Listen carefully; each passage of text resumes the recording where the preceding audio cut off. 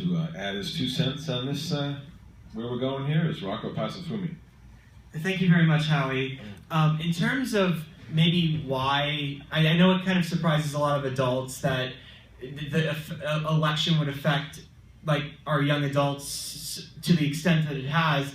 My personal theory, I'm not a professional like psychologist or anything like that, but my personal feeling about why maybe people took it so personally is because I feel like our president-elect really took this campaigning to a very personal level, unfortunately, and I think that the rhetoric just kind of ratcheted up, and it became, like I said, it just became very personal. I mean, I'm somebody who's fascinated with history. I don't think I've ever seen this, like where the presidential candidate would be this, like you would have rhetoric to this level where it got personal, it got divisive, you know, and it really created this thing where he was dividing people by race, by gender, by, you know, I mean, by sexuality. It just got crazy, and I feel like, you know, when you have that and you have young adults that are, you know, they really, that's the thing they process more than,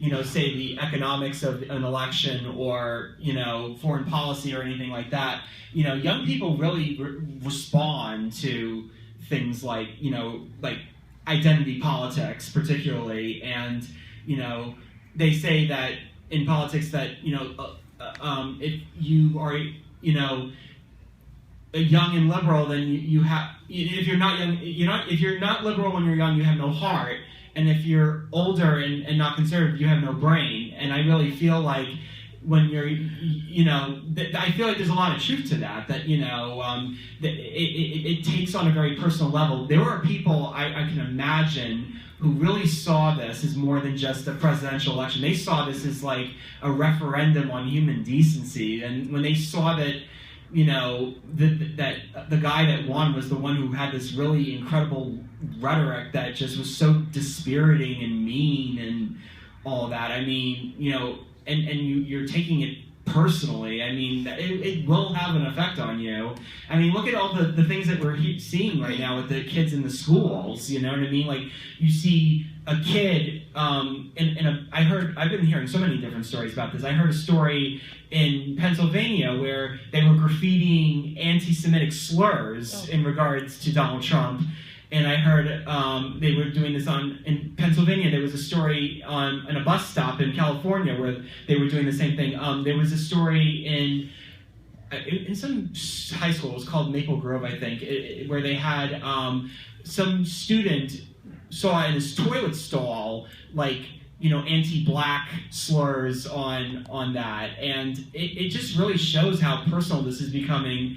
The problem is that with the rhetoric our president-elect used, you know, it really, the real fear out there is that it's really emboldened some of the worst kinds of people imaginable. And I think that's where the fear is. That's why a lot of these young people are protesting, because they're afraid. They are terrified of what could happen. I mean, of course, we don't know what's going to happen naturally, because, you know, I mean, there's an old saying in politics, too, that the White House makes the man. So, you know, that might hold water this time. Who knows? But I think there's a lot of just genuine fear, because this was such a personal campaign, and we're just now seeing the result of it.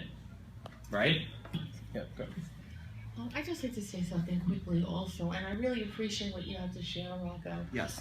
I listened very closely, and thank you.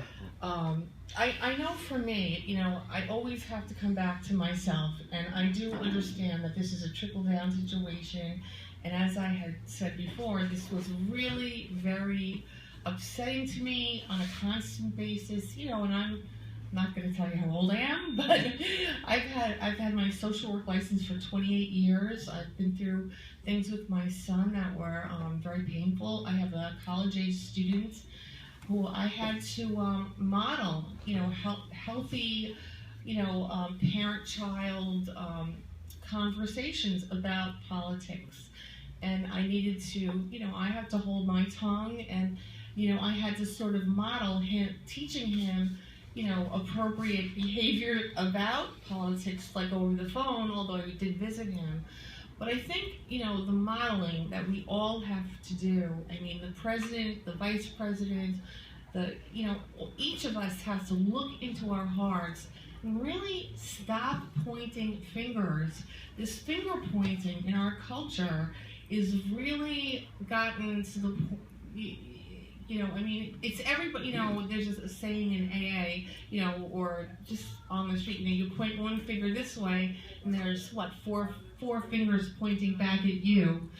So we have to really, as a culture, we have to look at ourselves and say, how are we treating those less than us? How are we treating those who have more than us?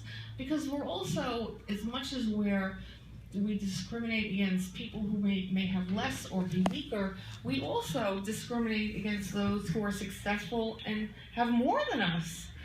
We don't talk about that. People think, if I was only rich, I would have no problems. Well, there's a certain percentage of every kind of illness that goes through every type of human being, wealthy, poor, so that inside of us, we're all human, and we have to examine how we treat our brothers and sisters on this planet. And, and I always say, what's my part? Because there's always my part, even in any circumstance, and I want to always try to kind of keep track of that. And, I think if our elected leaders could, really kind of take a look and start talking about, not what aren't you doing for me, but what am I not doing for you? And that just came out, that was like a John F. Kennedy type quote. I wasn't even born then, but that's the truth. What can I do to help you? How can I help you? And, what do you need? And in the schools too, with the children, you see a child who needs help. How can I help you? I think just to add something quickly, I think it does us no good as, especially like as young people, when the adults stop being the adults early. I think that's what really has created this kind of, like you say, trickle down thing. And I think that's the whole root of why this became what it was, this whole campaign, was because, basically we stopped being adults about all this. Because for whatever reason, and I would say the cynical reason would probably be because it works. People respond to this kind of divisiveness, and, social media makes it very easy for that to happen because, people are kind of, like I said, you have this technology and it's so seductive and you have a power with it, and then it enables people to kind of, indulge in like their worst tendencies or their inner child almost. And I think that that's really just kind of like the root of why, I guess, how we got here. But Rocco, I have a question for you. Sure. Don't you, and maybe I am being Pollyanna, but don't you think, and I mean this, and I respect your opinion a lot, everyone here. Thank you. Don't you think that, yes, social media can be very powerful because you can be anonymous. Yes. And it's all over the place. Yes. But is it too naive for me to think that perhaps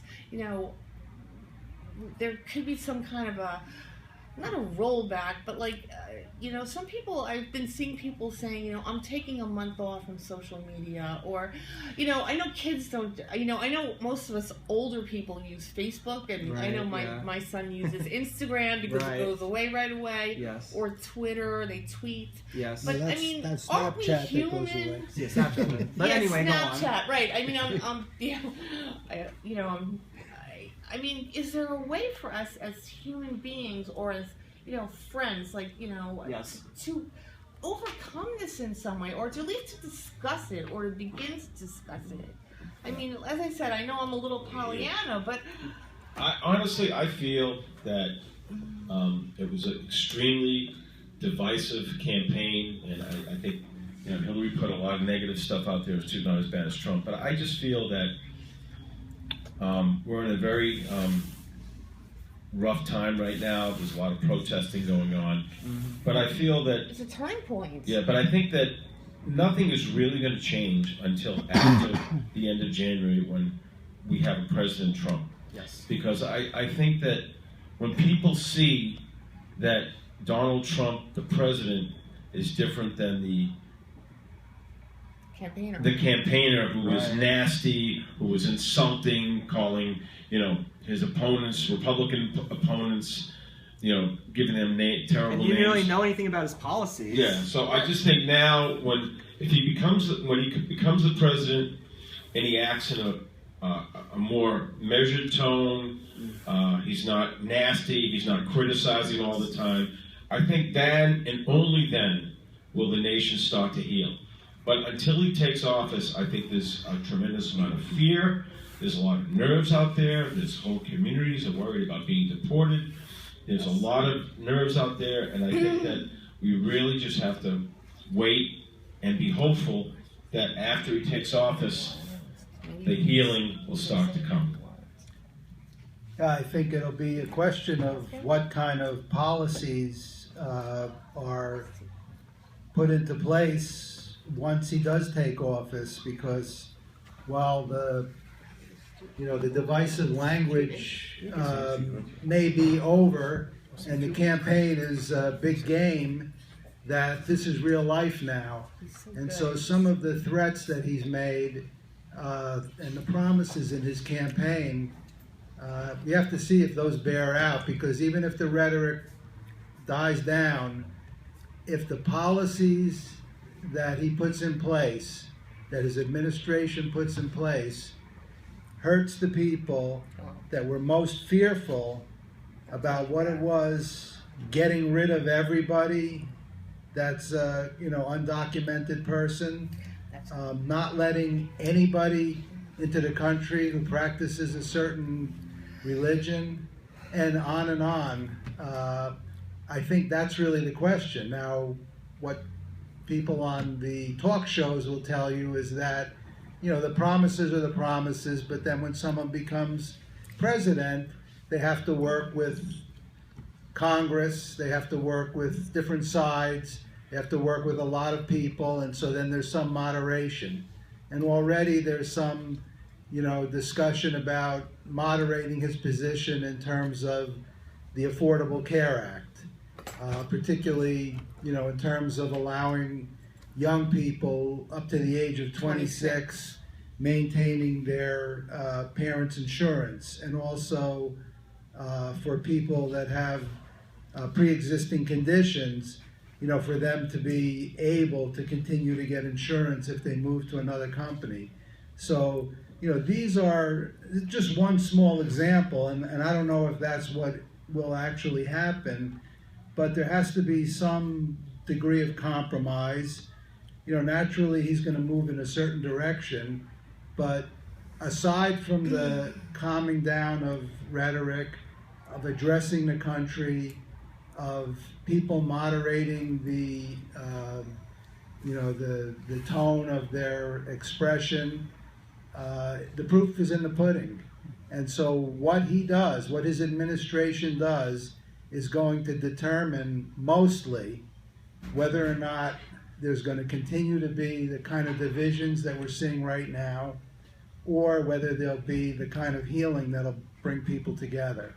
And that is a mystery at this point. Great. That was a great, very informative discussion. I want to thank Andy Malakoff, Jackie, and Rocco, and Zach, and very, very interesting discussion. And let's hope things get better, because our country needs healing right now.